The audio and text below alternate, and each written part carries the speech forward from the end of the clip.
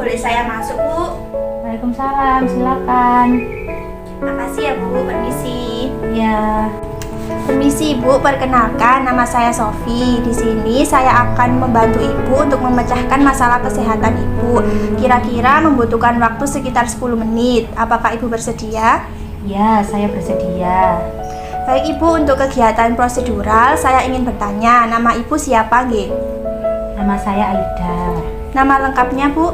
Aida Maulidia, Usia Ibu berapa? 26 tahun. Ibu ini kan sedang hamil, nggih. Kalau boleh tahu, usia kehamilan Ibu sudah berapa bulan, Bu? Kurang lebih 5 bulan. Ibu ini bekerja? Ya, saya bekerja Di mana, Bu, kalau boleh tahu? di pabrik sepatu. Sudah mulai ambil cuti? Sudah mulai bulan Oktober kemarin. Baik, Ibu, di sini saya akan mengajukan beberapa pertanyaan terkait dengan masalah kesehatan yang sedang Ibu rasakan. Mohon dijawab dengan jujur ya, Bu. Apakah Ibu bersedia? Ya, Jadi, Bu, keluhan apa yang Ibu rasakan sekarang? saya merasa mual dan ingin muntah. Kadang kepala rasanya pusing dan mulut itu rasanya asam gitu. Jadi nggak enak buat makan. Kalau boleh tahu, Ibu merasa mual ini dalam sehari biasanya bisa sampai berapa kali, Bu? Kadang biasanya bisa 5 kali atau bahkan 7 kali kalau mencium bau yang agak menyengat gitu. Ibu merasa mual ini sejak kehamilan usia berapa ya, Bu, kalau boleh tahu? Sejak usia 8 minggu. Apa Ibu sendiri punya riwayat penyakit, Bu, sebelumnya? Tidak ada. Kalau dari keluarga Ibu? Tidak ada juga. Baik, Ibu, di sini saya akan melakukan pemeriksaan denyut jantung Ibu. Kira-kira membutuhkan waktu 1 menit. Apakah Ibu bersedia? Ya, bersedia. Permisi ya, Ibu.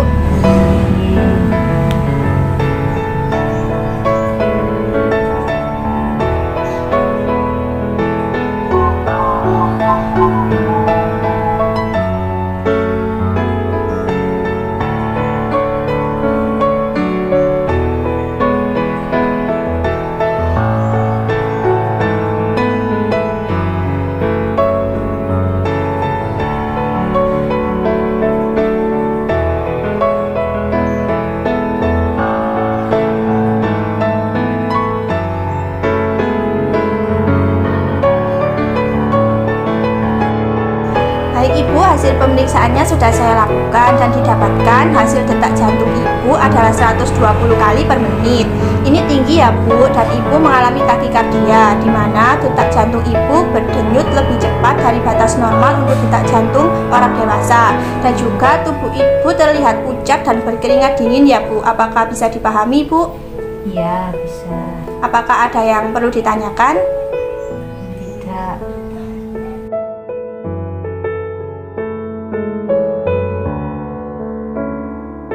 Assalamualaikum warahmatullahi wabarakatuh. Perkenalkan, saya Sofi Freddy Aulia dengan NIM 222-303-101052. Di sini saya akan mempresentasikan hasil analisa data dari pengkajian yang sudah saya lakukan. Sebelum itu, saya akan membagikan layar terlebih dahulu.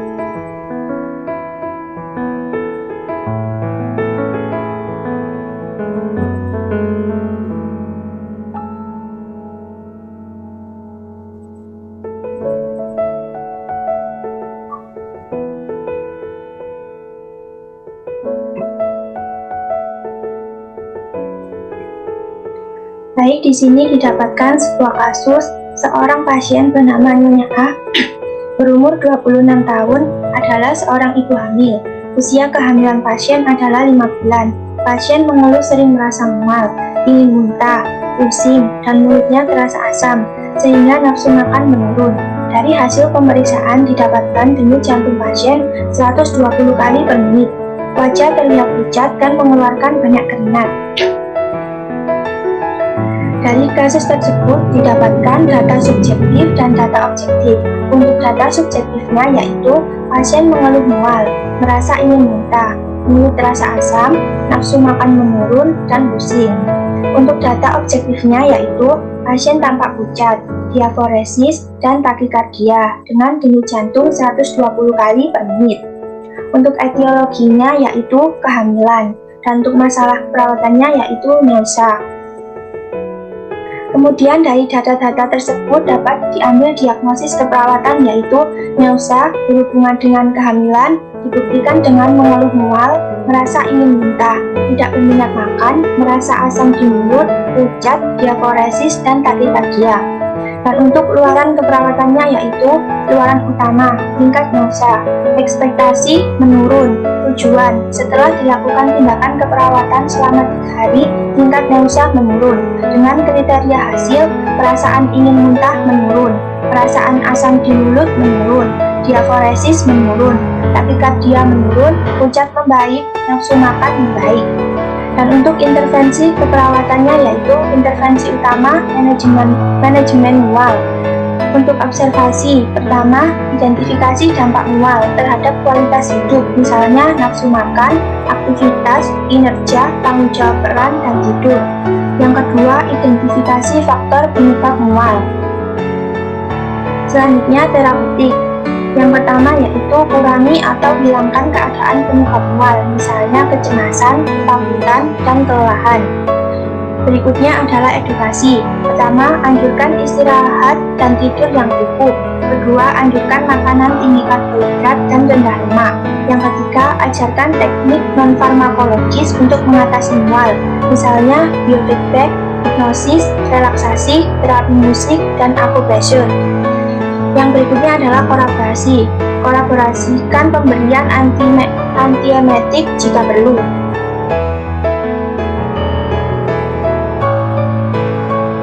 Baik, sekian presentasi dari saya. Apabila ada kesalahan, saya mohon maaf. Wassalamualaikum warahmatullahi wabarakatuh.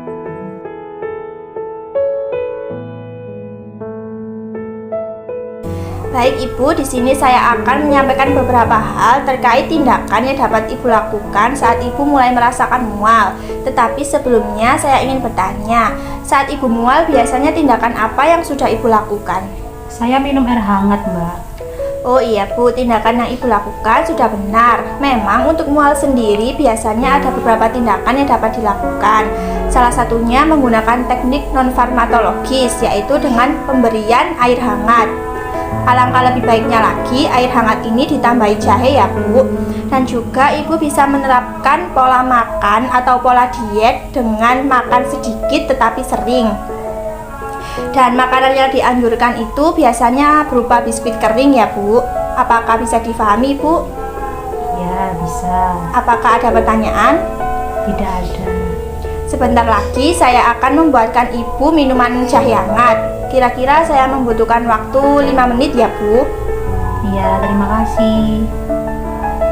Baik Ibu, sebelum saya keluar, saya akan menyampaikan beberapa hal terkait masalah kesehatan Ibu. Yang pertama adalah faktor yang menyebabkan Ibu sering merasa mual, yaitu karena pada saat hamil, hormon estrogen Ibu meningkat, sehingga mengakibatkan Ibu merasa mual dan juga nafsu makan Ibu menurun.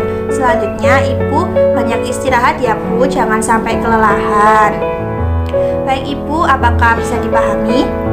Iya, bisa. Apakah ada pertanyaan Ibu? Tidak ada. Baik Ibu, saya izin keluar sebentar ya untuk membuatkan Ibu minuman jahe hangat. Saya akan kembali 5 menit lagi. Iya, terima kasih. Assalamualaikum. Waalaikumsalam. Assalamualaikum, permisi ya Bu. Iya, waalaikumsalam. Baik Ibu, di sini saya sudah membawakan Ibu minuman jahe hangat sebagai salah satu tindakan untuk mengurangi mual yang Ibu rasakan. Silakan diminum dulu Bu. Iya, terima kasih. Oh iya Bu, tindakan non-farmakologis ini tidak hanya pemberian minuman jahe hangat Bu, bisa juga berupa terapi musik. Jadi Ibu bisa mendengarkan musik pada saat Ibu senggang. Dan juga hindari makan makanan yang berlemak tinggi, berminyak, pedas, dan juga asam ya Bu. Dan perbanyak minum air putih. Dan juga jangan lupa selalu menerapkan teknik non-farmakologis dengan minum jahe hangat. Dan Dan juga Ibu jangan lupa menerapkan pola diet dengan makan makanan dengan pola makan sedikit tetapi sering ya Bu. Apakah bisa dipahami Bu? Iya Mbak, saya paham. Apakah ada pertanyaan? Baik Ibu, semua tindakan sudah saya lakukan dan juga Ibu sudah paham.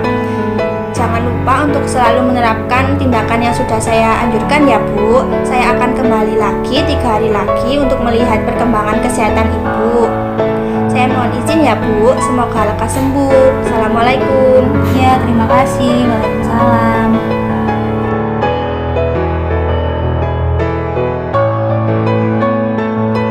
Baik, di sini saya akan membacakan hasil evaluasi dari implementasi yang sudah saya lakukan. Sebelum itu, saya akan mematikan layar terlebih dahulu.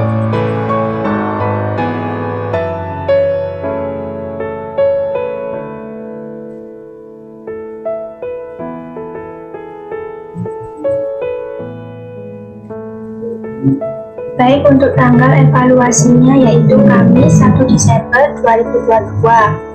Untuk waktunya jam 7 pagi dengan masalah keperawatan, nyausa, berhubungan dengan kehamilan, dibuktikan dengan mengeluh mual, merasa ingin muntah, tidak berminat makan, merasa asam di mulut, pucat, diaforesis, dan takikardia. Dan untuk swabnya, S atau subjektif, pasien mengatakan mual dan perasaan ingin muntah menurun, mulut sudah tidak terasa asam, dan nafsu makan mulai membaik. Kemudian O atau objektif. Pertama, takikardia menurun menjadi 98 kali per menit. Yang kedua, pasien tidak tampak pucat. Yang ketiga, diaforesis menurun. Kemudian A atau analisis, masalah teratasi.